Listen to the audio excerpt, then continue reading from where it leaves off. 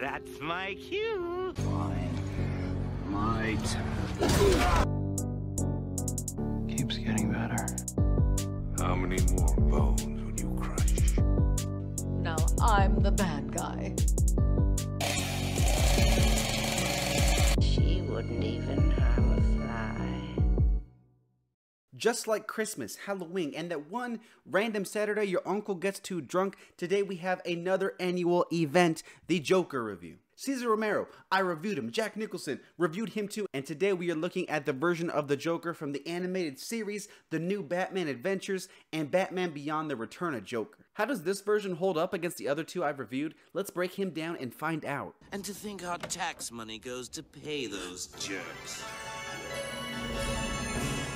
Mr. Freeze is a bald man. Penguin waddles around a lot. And I still don't know how to say Ra's al Ghul. These things are universal constants, just like the fact that we still know jack shit about the Joker's backstory. The Joker scene in the animated series is very mysterious. We only get a few breadcrumbs here and there about his past. But in true Joker fashion, even the smallest of hints he gives about his life as Jack Napier might not even be true. Every Joker I've reviewed thus far has had some of those classic Joker qualities that make the character who he is, but every version also seems to have that one thing that clearly makes them stand out from the rest. When it comes to a backstory, we get that in Jack Nicholson's version. This movie clearly giving the most detail about who Jack Napier was before he became the Joker. This version, though, was similar to other iterations, leaving the character's past a mystery to further shroud him in fear and intrigue. I have made fun of so many villains in the past for not having a good reason behind their motive, but as I've said before, the lack of motive here plays into what makes the Joker so unique, and that's his mystery. Just like in so many portrayals of the Joker is scary because we don't understand him, or better yet, because we can't understand him, no matter how hard we try.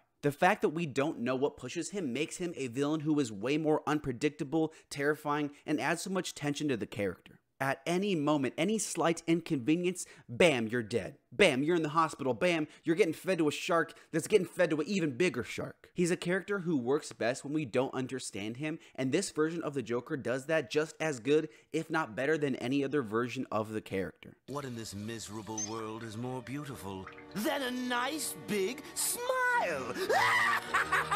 When it comes to games, TV shows, movies, this is the Joker who we've spent the most time with, and it is such a benefit to the character because we see him in so many different situations. One thing that really stands out about this Joker is his relationship with Harley Quinn, because Arkham games aside, we never really have seen that Joker-Harley dynamic portrayed that much. And let me tell you, it's pretty fucked up. We've seen the Joker try to murder and scheme, but we've never seen a Joker who abuses Harley as much as this one does. It shows that no matter how funny this guy might be, he's messed up. He is a twisted individual who manipulates his most loyal companion at almost every chance he gets. This guy treats Harley like a piece of shit. Aside from this dynamic, there are so many great things that stand out to me about this Joker. And one is just how quick he is to kill people in the most twisted ways possible. The thing that is way different about this Joker is the fact that this is very much a kid's show, but nobody told the show's tone because sometimes it doesn't realize that. Obviously, no one's getting like shot in the face by Cesar Romero's Joker because that wasn't the tone.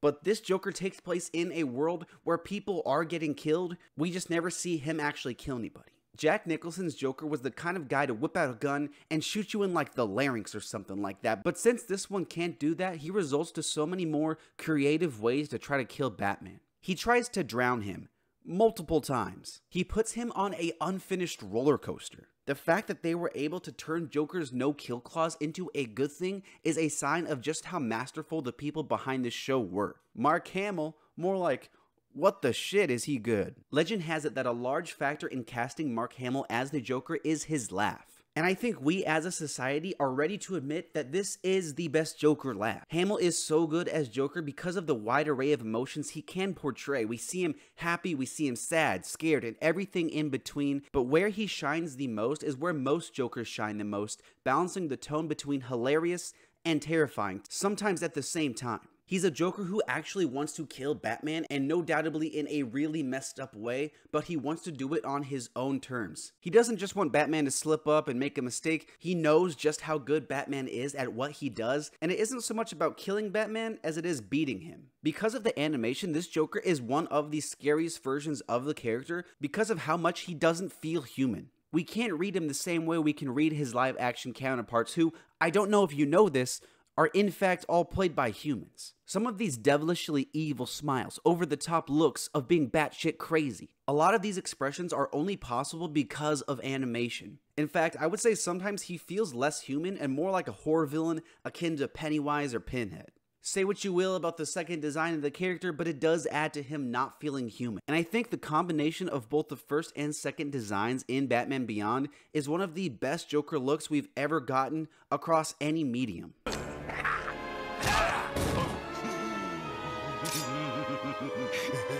When I saw Joker pop up in Matt Reeves' Batman, I thought to myself, that dude's creepy as hell. But wait, isn't he supposed to be funny? This Joker is in fact funny. He doesn't just feel like a serial killer with a clown fetish, he actually feels like a clown, granted a freaking nutjob psychopath clown, but a clown nonetheless. There are so many Joker scenes here that I actually found to be funny, and even the most disturbing moments for the character, they're not funny to us, but that's not who Joker is trying to appeal to, they have to be funny to him. Sometimes what he finds to be funny aligns with what we, the audience, think is funny, but a lot of the times, if you're a normal human at least, you don't laugh at the things he finds funny. I think that is a very important thing to balance for the Joker, being funny and being evil, and the best versions of the character thus far have balanced them really well. This guy was good, okay, but he was too funny. In fact, he wasn't even that funny, he was just kinda goofy. This guy, come on, he's perfect. Perfect. This guy was disturbing, but in all the wrong ways. Getting into some of my favorite scenes for the Joker is difficult, so I think it's just best if I put up on the screen which scenes I think are best.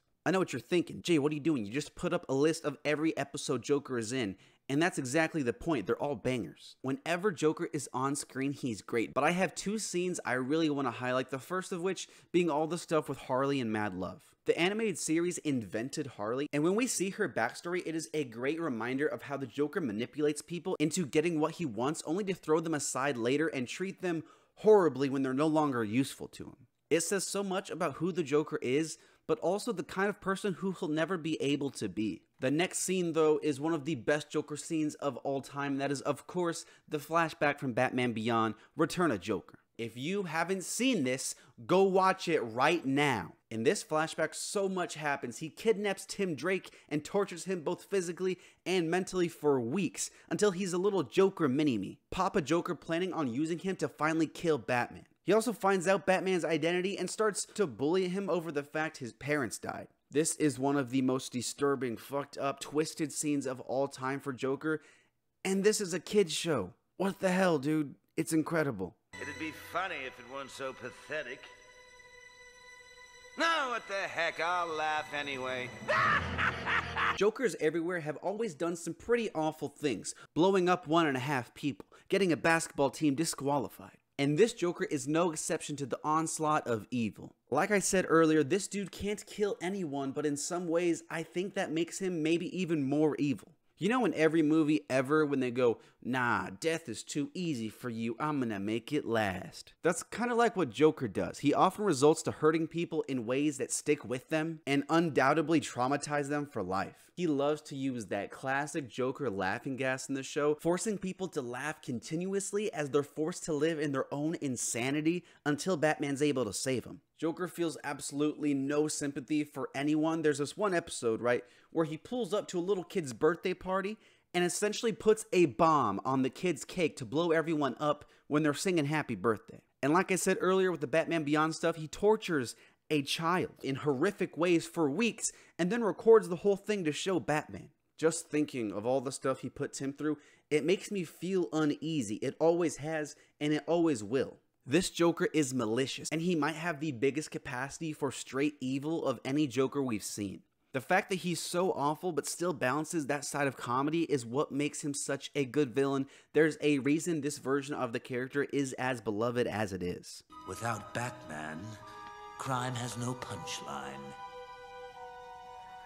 Everybody loves this version of the Joker, and somehow I still think it's underrated. Of the big Joker performances people often think of, this is the only animated one, but it deserves just as much credit and respect as any other version of the character. The medium of animation is used as a benefit here, making the Joker feel less human and more sadistic. And good lord is he sadistic. He's one of the evilest versions of the character I think we've seen, but he somehow manages to be also the funniest one. Mark Hamill is legendary in this role to the point where, I don't know if this is like a hot take, I think he might be better in this role than in his iconic performance as Luke. Which, don't get me wrong, is amazing in its own right.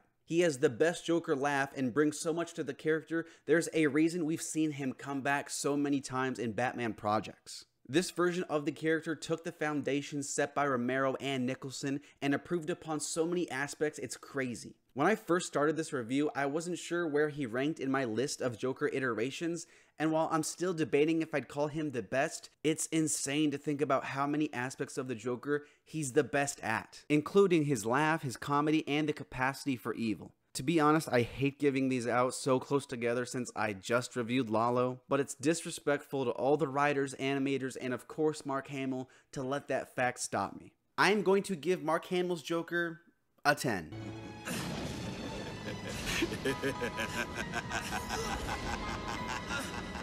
Thank you so much for watching, and if you enjoyed this video, make sure you hit subscribe because I make a new villain review every single Monday. Let me know what you think of Mark Hamill's Joker in the comments below, and as always, who I should review next. 150 villains down so far, and so many to go. Thanks for watching, and all the support. See you next time.